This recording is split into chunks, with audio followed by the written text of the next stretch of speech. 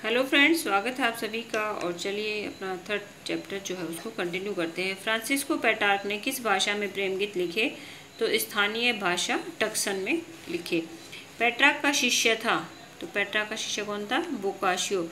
बोकाशियो की सर्वश्रेष्ठ रचना है डेकोमेरॉन और इसमें क्या है? 100 कहानियों का संग्रह है। बोकाशियो की दूसरी रचना है जीनियोलॉजी ऑफ गॉड्स। फ्रांस में पुनर्जागरण साहित्य रचना किसकी है? तो रोबेल्स और मोंटेन की है। रेबल्स की रचना है पांताग्वेल और गार्गेंतुआ। रेबल्स की पहली पुस्तक है पांताग्वेल, ठीक है, उसको क्या कहा जाता है? नया संदेश। पांताग्वेल का मतलब नया संदेश।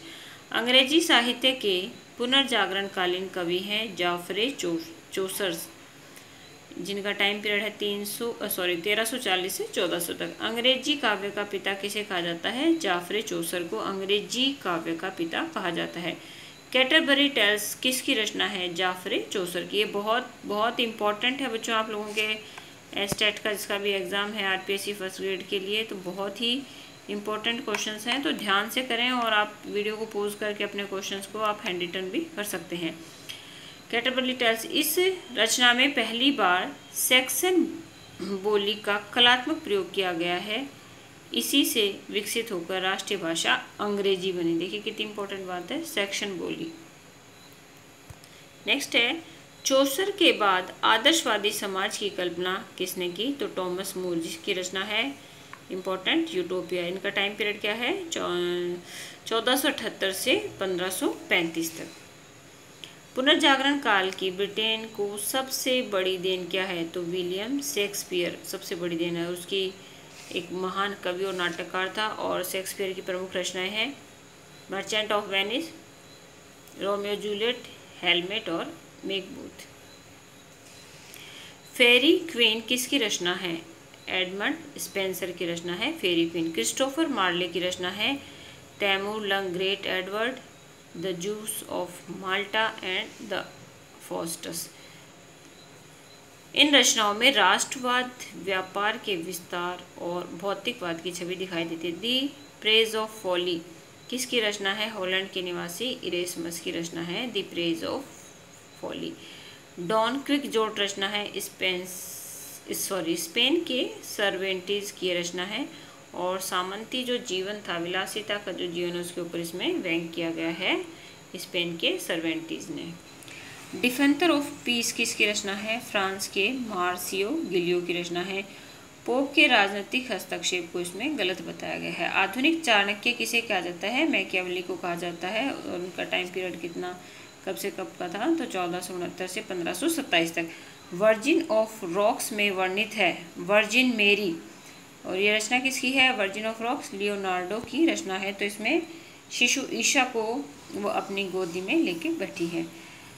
किसने मनुष्य को ईश्वर की सबसे सुंदर अभिव्यक्ति समझा है? तो माइकल एंजेलो ने ईश्वर की सबसे महत्वपूर्ण अभिव्यक्ति समझा। और माइकल एंजेलो जो है वो एक मूर्तिकार भी थे और एक चित्रकार भी।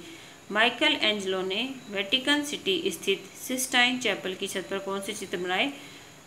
तो ये बहुत ही इंपॉर्टेंट चित्र हैं इनके, बहुत बार एग्जाम में पूछते हैं कि बाइबिल का चित्र, सृष्टि से प्रलय का चित्र की जो कथा है वो किसने बनाई है? तो ये किसने बनाई है?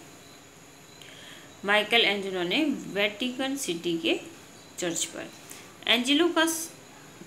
एंजेलो का सबसे महान चित्र था, तो वो कौन सा था?